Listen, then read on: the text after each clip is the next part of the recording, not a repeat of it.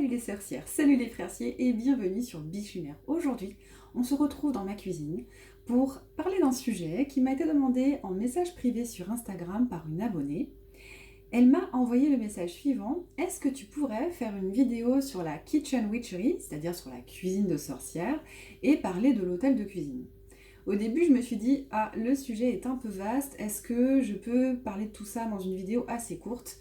Je me suis lancée sur papier et en fait, je me suis rendu compte que les choses venaient assez naturellement et que je pense pouvoir vous proposer une vidéo pas trop longue, du moins j'espère. Je précise tout de suite que je n'ai jamais lu de livre sur le sujet. Donc là, ce dont je vais vous parler aujourd'hui, c'est un partage de ma propre expérience et de ma propre pratique de la cuisine magique.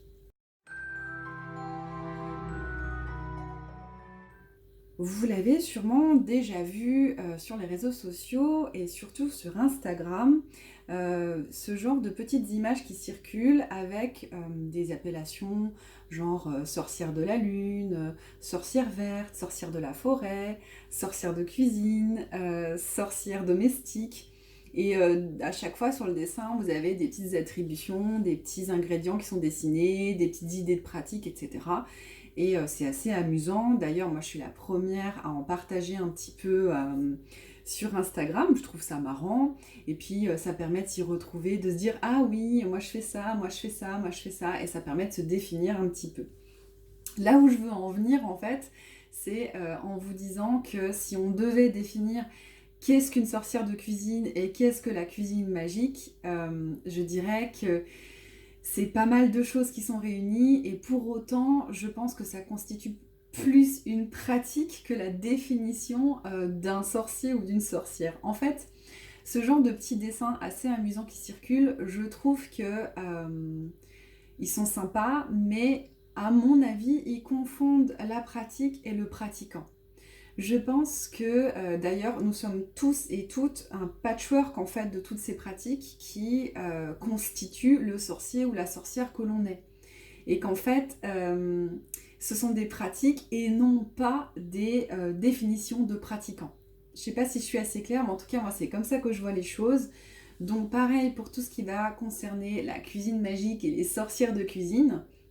Et je vais vous parler de ma pratique. Pour autant, ça ne fait pas de moi une sorcière de cuisine. Je pense être ceci, mais également beaucoup plus que cela. De même que si vous vous êtes intéressé uniquement par ce type de pratique, vous pouvez choisir de vous définir comme sorcier, sorcière de cuisine, mais une fois de plus, il n'y a pas d'obligation. Là, on va utiliser ces mots parce qu'en fait, ils nous permettent de définir les choses, donc c'est important de leur donner du sens au travers des mots que l'on utilise, mais bien sûr, gardez toujours à l'esprit qu'il ne s'agit pas non plus d'être trop réducteur dans notre manière de présenter les choses. Donc là, on va parler de cuisine magique, de sorcière de cuisine, mais on est bien d'accord qu'il s'agit d'un petit cadre dont on peut sortir très facilement. Pour aborder ce sujet avec vous, j'ai envie de séparer cette vidéo en deux parties. La partie symbolique et la partie matérielle. Dans la partie symbolique, on va aborder les thèmes suivants. Le foyer, cuisiner en conscience et placer ses intentions, les ingrédients et leurs valeurs, leur correspondance magique, et le rapport à la nourriture. Et dans la partie plus matérielle, on va parler des ustensiles, des outils magiques en cuisine. On parlera aussi de l'hôtel de cuisine et des esprits du foyer, des esprits de la cuisine, des esprits domestiques. Donc pour commencer, j'ai envie de parler avec vous de ce qu'est le foyer. Historiquement, le foyer, c'est avant tout le feu, l'âtre, le feu qui se trouve au cœur du lieu de vie et qui sert à plusieurs choses. Le feu, c'est ce qui va permettre de réchauffer, d'éclairer, de cuisiner et de réunir tous les habitants ensemble. De nos jours, le mot foyer va désigner également le lieu de vie et les personnes, la famille, les personnes qui vivent ensemble. Alors quand je dis famille, ça va être au sens large du terme, ça peut être vous, votre famille, votre conjoint, conjointe, vos enfants, vos colocataires, vos amis, la personne avec laquelle vous vivez. À titre personnel, puisqu'on parle de magie, hein, j'englobe dans la famille, dans le foyer, eh bien, les animaux qui vivent avec nous, et puis les esprits, les créatures, les esprits domestiques, les fées ou autres qui éventuellement occupent votre foyer avec vous. Donc vous verrez que ce mot foyer reviendra souvent en cours de vidéo et que pour moi, cette idée du foyer et tous les sens qu'on peut lui donner sont au cœur même de la pratique de la cuisine magique. Maintenant, le fait de pratiquer une cuisine de sorcière, pour moi, c'est avant tout le fait d'être concentré ici et maintenant sur l'acte de cuisiner et d'être en conscience de cuisiner en magie. De plus, il est important de placer nos intentions au moment où on cuisine ou au moment où on va déguster notre préparation. Je précise tout de suite que le fait d'être sorcier ou sorcière de cuisine ne vous engage en rien à cuisiner en permanence comme ça, en conscience, en étant concentré sur l'aspect magique de ce que l'on prépare. Pas du tout. Hein, le fait de pratiquer la cuisine magique, on est bien d'accord que quand je fais de la cuisine de tous les jours, un petit sandwich sur le pouce, une petite préparation comme ça vite fait, je ne vais pas à chaque fois me contraindre à penser magie, intention, etc. Sinon ça serait beaucoup trop lourd et en fait personne ne vit comme ça constamment. Et très régulièrement, en fonction de mon intuition, eh bien, je vais cuisiner de manière magique et être concentrée sur ce que je fais et sur les intentions que je place au moment où je cuisine.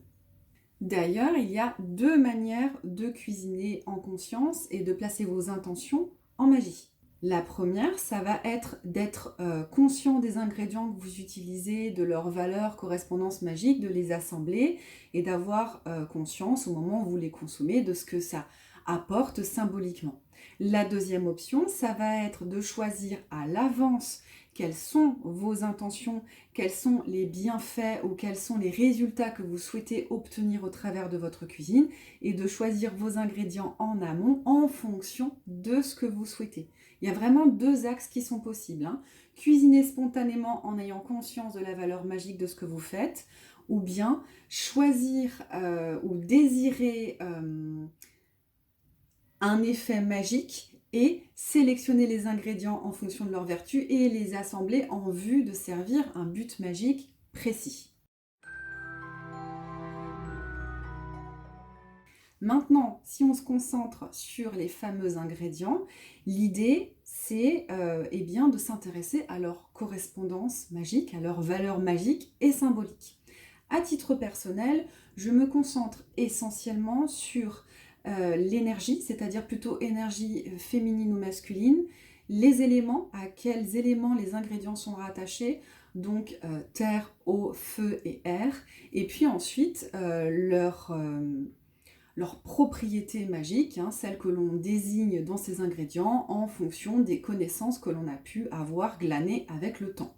Évidemment, je vous conseille fortement le grand livre des correspondances de Sandra Kynes, que j'utilise personnellement très souvent, y compris pour aller rechercher des correspondances sur les ingrédients, parce qu'elle en a pas mal sur les épices, les graines, mais aussi sur le monde végétal.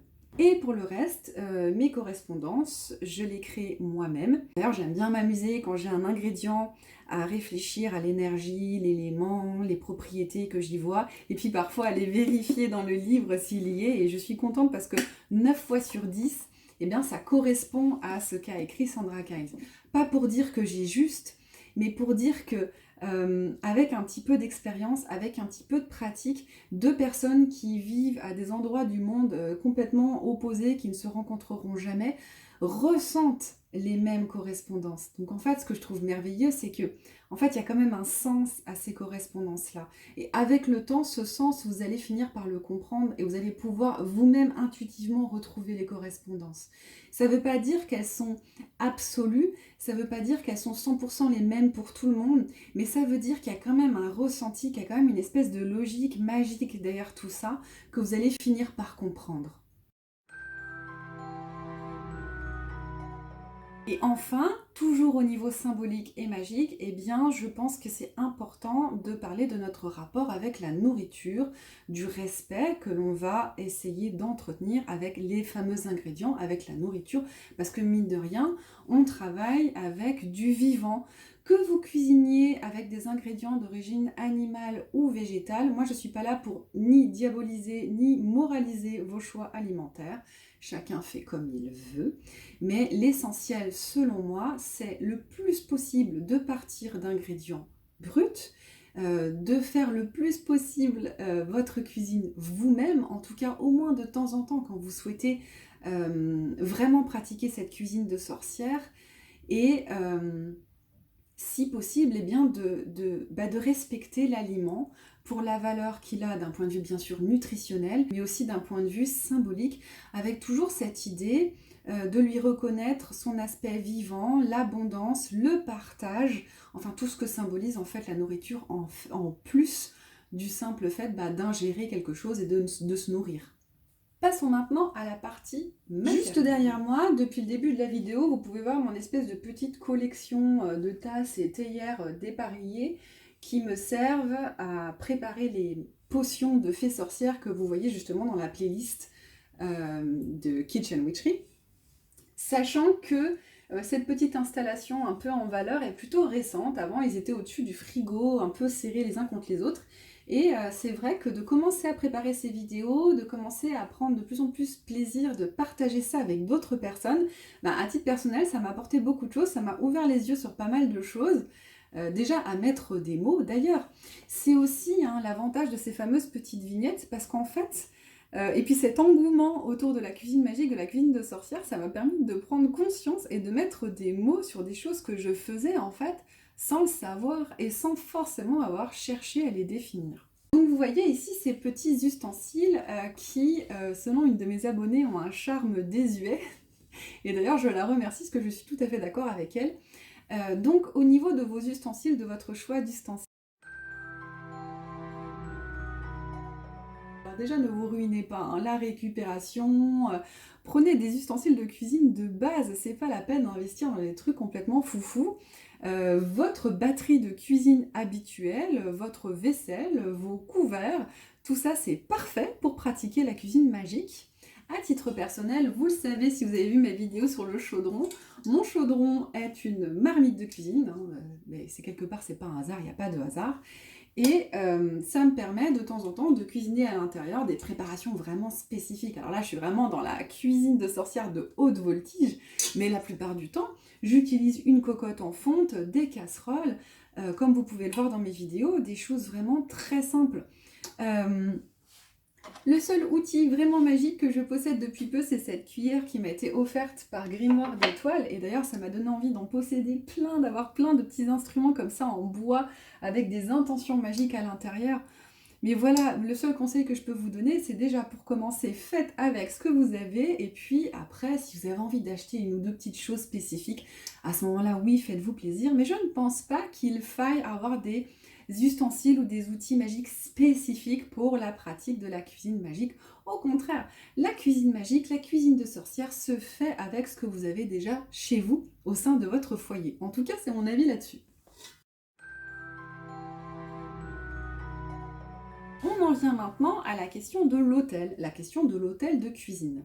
Personnellement, je n'en ai pas. Mais si vous souhaitez réaliser un hôtel de cuisine, c'est tout à fait possible. Donc soit sur une étagère, soit à l'intérieur d'un placard, pourquoi pas avec une petite lumière ou une guirlande lumineuse, soit à l'intérieur d'un grand plat, d'une soupière, d'une marmite. Vous pouvez choisir un hôtel tout petit, discret, que vous voyez seulement vous-même, ou un qui va être sur votre meuble, sur une étagère. Enfin, c'est vraiment au niveau de l'emplacement votre choix. Et ce que vous allez y mettre, pareil, c'est en fonction de vos choix. Alors, vous pouvez y disposer des offrandes, par exemple, pour les éléments, des plumes pour l'air, un coquillage pour l'eau, du sel pour la terre, des épices pour le feu. Vous pouvez ramasser des choses dehors, des feuilles mortes, des graines, des plantes en fonction des saisons. Vous pouvez dédier ce petit hôtel de cuisine à une divinité du foyer, si vous en avez une, Pourquoi pas à vos ancêtres, si vous avez eu des ancêtres qui aimaient cuisiner, à la personne peut-être disparue qui vous a tout appris en cuisine. En gros, c'est vraiment comme votre hôtel chez vous. Cet hôtel, c'est une sorte de petit endroit qui va être comme un concentré de votre magie avec des offrandes, des objets qui vous tiennent à cœur. Et puis, pourquoi pas, j'en sais rien, des mini ustensiles de cuisine reconstitués comme une mini cuisine avec un mini chaudron. Bref, vous êtes totalement libre de la manière dont vous allez pouvoir organiser votre hôtel de cuisine. Vous pouvez bien sûr y installer une bougie et allumer cette bougie pendant que vous allez pratiquer votre cuisine magique. Vous pouvez y mettre de temps en temps une petite part de nourriture, une part de nourriture pour les esprits ou pour les fées qui vivent chez vous. Vous pouvez y installer les outils magiques qui vous tiennent à cœur, hein, les exposer et les ranger là spécifiquement en attendant la prochaine fois. Personnellement, ma cuillère en bois est tout simplement rangée avec les autres ustensiles de cuisine. En fait, pour moi, l'ensemble de ma cuisine est à la fois ma cuisine du quotidien et ma cuisine magique. Mais il faut vraiment que vous fassiez en fonction de vos envies et de votre intuition. Maintenant, je vais vous montrer pourquoi je n'ai pas d'hôtel de cuisine et qu'est-ce qui en fait remplace cet hôtel pour moi. Ici, la cabane de mon domovoy qui chez moi fait office d'hôtel de cuisine. On y retrouve la petite statue de cet esprit, de ce génie domestique qu'est le domovoy, qui nous vient des croyances et du folklore slave et qui est un petit esprit protecteur du foyer et de la famille. Normalement, il vit vers la gazinière, vers le four. Moi, j'avais pas la place, donc je l'ai installé ici dans sa cabane. Vous pouvez voir que dans sa cabane, vous retrouvez, comme je vous disais tout à l'heure, des graines, des fleurs, des choses qui sont de saison. Là, je vois qu'il y a un petit peu de lavande qui reste du mois d'août, il faudra quand même que je l'enlève. Mais vous voyez des marrons, des noisettes et une orange dans le fond qui sont les symboles de l'automne-hiver, puisqu'on arrive tout doucement vers la saison hiver. Et dans sa main, vous voyez, il tient un petit balai. Alors de temps en temps, je modifie. Parfois, il a une allumette, parfois, il a une fleur. Là, il a un petit balai.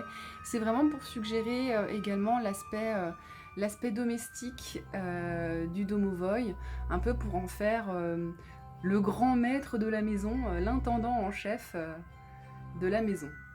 Donc quelque part, pour moi, ce petit endroit dans ma cuisine symbolise la magie de ma cuisine, la magie de mon foyer, et remplace tout à fait l'hôtel classique.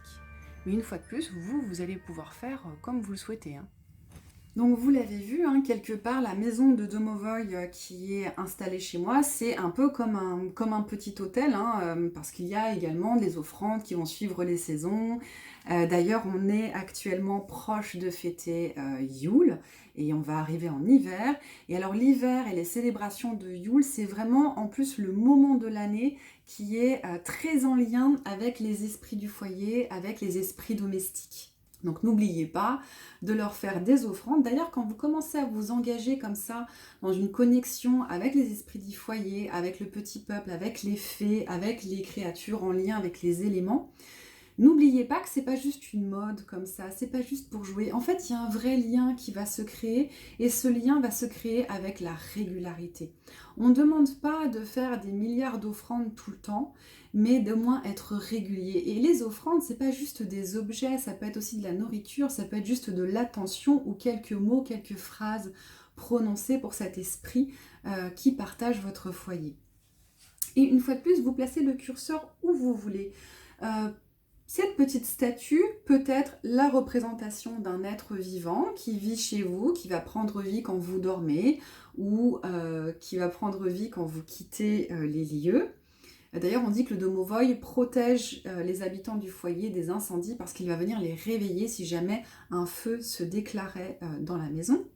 Donc soit vous voyez cette petite statue, cet être du foyer comme une créature qui est là physiquement, qui prend vie, soit vous déplacez le curseur et vous voyez cette petite statue comme un symbole, comme le symbole en fait de la magie qui vit chez vous, de votre famille, comme la magie de votre foyer. C'est pareil avec les créatures du petit peuple, avec les fées. Soit vous considérez que ce sont des êtres réels et physiques que vous pouvez croiser parce qu'ils vont voyager d'un monde à l'autre, soit vous considérez qu'ils sont en fait le symbole de la magie le symbole des contes et légendes, le symbole de toute la magie que les ancêtres nous ont transmis au travers des histoires et qui symbolise également la magie qu'on a envie de voir et qu'on a en chacun de nous. Je devais vous dire ce que la magie de la cuisine, ce que la cuisine de sorcière en fait a apporté dans ma vie. Je dirais qu'elle m'apporte 3 choses. La première, eh bien, tout simplement, c'est d'avoir de la magie dans mon quotidien. C'est d'avoir un contact, une connexion avec la magie très fréquemment, en étant en contact avec les ingrédients, avec les intentions, la visualisation, les correspondances magiques. La deuxième chose, je dirais que cette cuisine magique m'apporte énormément de bien-être. Parce que le fait d'être connecté ici et maintenant, c'est d'être connecté au moment présent. Et être connecté au moment présent, c'est un des meilleurs moyens de se sentir apaisé, déstressé et de cultiver en fait le bien-être dans sa vie. Et je trouve que la cuisine magique est un merveilleux moyen de rester connecté au moment présent. Et enfin, si vous vous intéressez un petit peu au développement personnel et à des choses comme la loi de l'attraction, je trouve que la cuisine de sorcière est un merveilleux outil pour la loi de l'attraction. Alors pour schématiser, pour aller très vite, la loi de l'attraction, c'est le fait, de par ses actes, ses pensées, ses paroles, de vibrer des choses positives, de la bienveillance, une idée d'abondance, et de vibrer tout cela pour que l'univers, en tout cas pour attirer vers soi ce genre de choses, c'est-à-dire du positif, de la bienveillance et de l'abondance.